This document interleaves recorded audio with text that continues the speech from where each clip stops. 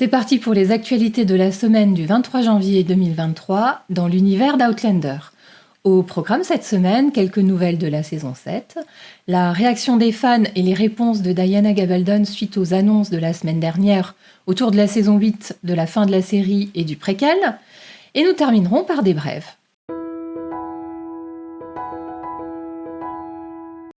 Coucou les addicts, c'est Aurélie, j'espère que vous êtes en forme. Je vous remercie pour l'accueil chaleureux que vous avez réservé à mon premier journal la semaine dernière. J'y mets vraiment tout mon cœur, alors n'hésitez pas à partager sur vos réseaux afin que toute la planète Outlander en profite. Je commence par vous donner des nouvelles autour de la saison 7. Il y aura une belle scène de bataille dans cette saison 7. C'est sur le compte Facebook de Diana Gabaldon, dans un de ses commentaires que l'on peut lire. Il y a une merveilleuse bataille dans la saison 7. Alors c'est vrai, le livre 7 et donc la saison 7 va traiter de la guerre d'indépendance. On s'attendait effectivement à une ou plusieurs scènes de bataille. Reste à voir quelles batailles les auteurs ont décidé d'intégrer dans la série, car Diana en a décrit plusieurs dans son roman. Et quand on connaît la difficulté à produire ce genre de scène, on sait que les auteurs ont probablement dû faire un choix. En effet, ils ne peuvent pas porter à l'écran toutes les batailles. Alors, autre sujet, Lauren Lyle et César Dunboy joueront-ils dans la saison 7 Fergus et Marsali, va-t-on les retrouver dans la saison 7 Depuis le début du tournage de cette saison, les fans cherchent des indices sur une éventuelle présence des deux acteurs sur les plateaux d'Outlander. Jusqu'à présent, il semblerait que l'un et l'autre aient surtout été occupés par d'autres projets. Lauren a cartonné avec sa série Karen Pirie, où elle incarne un inspecteur de police. Elle a tourné aussi un thriller en République dominicaine, ça c'était cet été ou septembre. César a également été à l'affiche de 2 films, Rogue Heroes, que l'on peut voir en France sur Canal+, et Sous emprise ou No Limit, qui est un film que l'on peut voir sur Netflix. César était d'ailleurs à Los Angeles depuis de nombreuses semaines, mais semble de retour en France, si l'on croit sa story Instagram qu'il a publiée cette semaine. Voilà, une vue d'avion avec cette mention et cette localisation France. Alors, quant à Lauren, à propos de son retour potentiel dans Outlander, elle dit dans l'article de TV Insider qui a été publié cette semaine qu'elle ne sait pas ce qu'elle est autorisée à dire. Donc, c'est très énigmatique. Néanmoins, elle a laissé entendre que les lecteurs des livres savent ce qui va se passer et elle a lâché qu'il y avait des choses intéressantes dans les tuyaux. Donc il y a un peu d'espoir de revoir Marsali et Fergus dans Outlander, mais est-ce que ce sera dans la saison 7 ? Nous verrons. Une info concernant la diffusion de la saison 7 au Canada, le réseau W Network a communiqué sur ses réseaux à propos de la saison 7 en disant qu'elle serait diffusée à l'été 2023. Il semblerait donc que ce réseau W Network suive le timing de diffusion qui est prévu par Starz.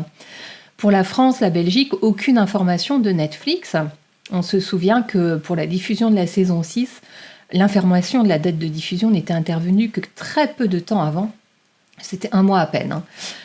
Donc il va falloir être patient pour avoir des confirmations sur la diffusion en France et en Belgique. Des infos concernant la musique de la saison 7. Bear McCreary a été interpellé sur les réseaux sociaux cette semaine par un fan et il a dit qu'il ne pouvait rien révéler pour l'instant au sujet des musiques de la saison 7, mais il affirme qu'il y aura des surprises, dont une surprise qui lui permet d'exaucer l'un de ses vœux les plus chers au niveau musical.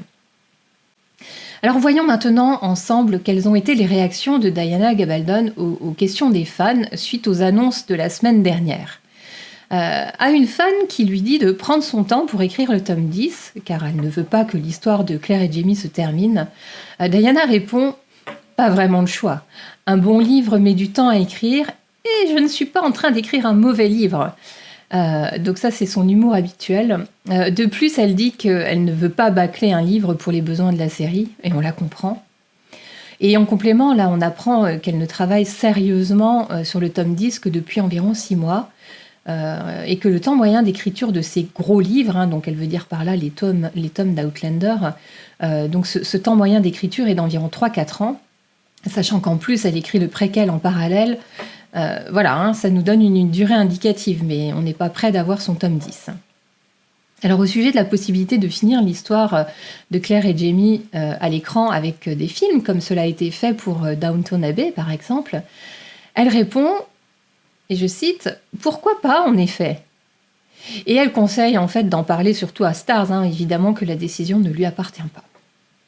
Alors, autre question, le tome 10 sera-t-il terminé avant la saison 8 ? Diana répond « J'en doute ». Et donc ça rejoint ce que je disais un petit peu avant.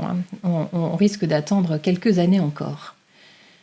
La série n'ira vraisemblablement pas plus loin que les livres. Diana a toujours été très catégorique sur ce point et depuis le début, elle affirme qu'ils ne la rattraperont pas et cela n'arrivera pas.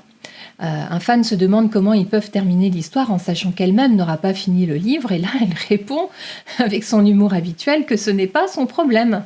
Elle dit aussi que pour l'instant, elle ne sait pas s'ils essaieront de faire leur propre fin ou s'ils s'arrêteront là où s'arrête le livre. Alors j'imagine que c'est sous-entendu le tome 8, mais difficile à dire. À propos de la fin de l'histoire de Claire et Jamie, Diana a réaffirmé cette semaine qu'elle connaissait la fin, mais qu'elle ignorait totalement la manière dont elle allait y arriver. Autrement dit, elle ne sait pas encore du tout ce qui va se passer dans son tome 10, tout le déroulement des intrigues, et comme elle le dit souvent, elle ne travaille pas avec un plan ou avec des brouillons. Et quant aux auteurs de la série, ils ont suffisamment de matériel pour ne pas avoir à inventer des histoires. Alors voyons maintenant quelques infos sur le préquel.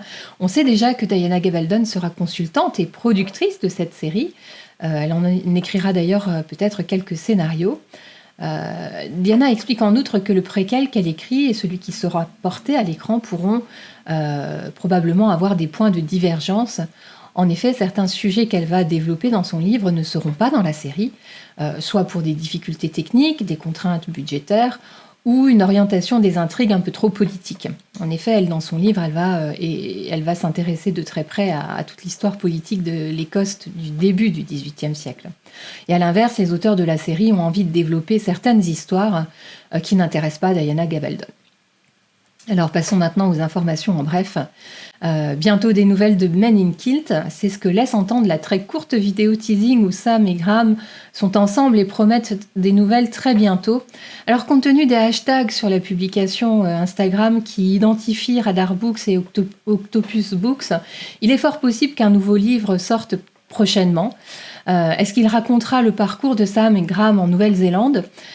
Pour mémoire, la deuxième saison de Men in Kilt avait été annoncée par le duo en novembre 2021 et le tournage en Nouvelle-Zélande s'était déroulé en janvier 2022 et donc c'était il y a plus d'1 an. En théorie, on aurait pu avoir cette saison 2 depuis longtemps sur les écrans, mais le monde des séries télé est parfois un peu nébuleux. Moi, je me dis que Men in Kilt 2 serait un amuse-bouche parfait pour patienter avant la diffusion de la saison 7 d'Outlander. Et s'ils font comme pour Men in Kilt 1, le livre avait en quelque sorte servi de rampe de lancement. Alors moi j'ai hâte de savoir ce que nous préparent Graham et Sam. Je pense qu'on aura des informations effectivement très très vite.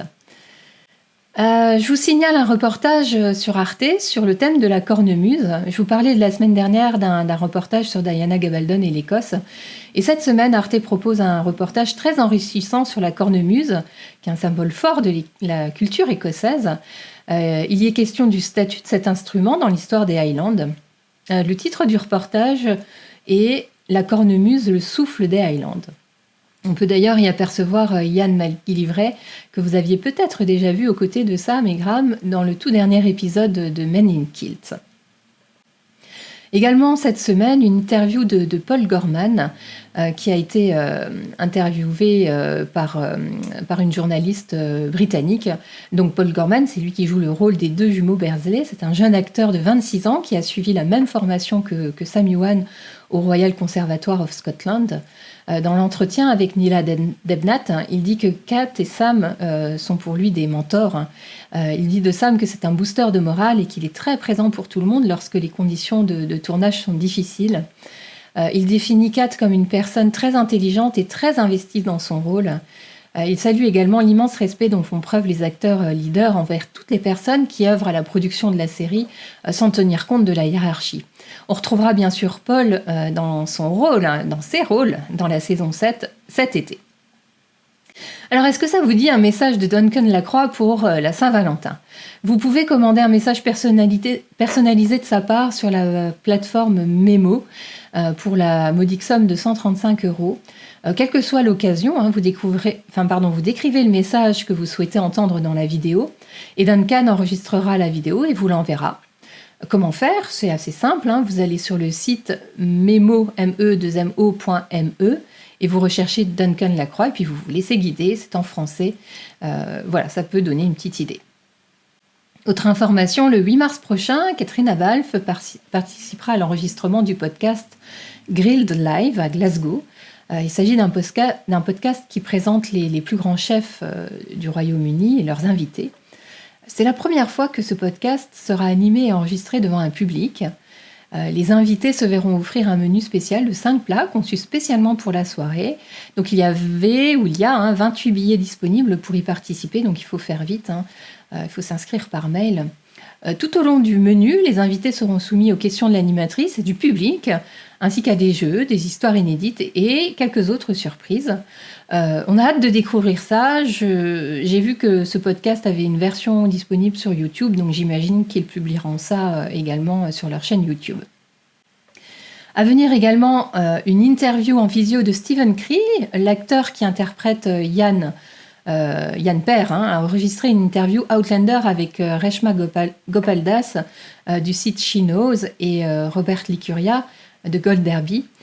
Ces deux journalistes, hein, vous les avez sans doute déjà vus, sont très passionnés par l'univers Outlander et Reshma nous promet que ce sera le chaos dans cette interview. La diffusion de cette interview est prévue la semaine prochaine, donc à suivre. On va regarder tout ça, puis on en reparlera peut-être dans le prochain JT. Voilà pour l'actualité de cette semaine. Je vous encourage à laisser vos commentaires sous la vidéo. Par exemple, dites-moi si vous pensez que nous verrons Fergus et Marsali dans la saison 7. Et puis surtout, partagez la vidéo dans vos groupes Outlander. Moi, je vous dis à très vite. Prenez soin de vous.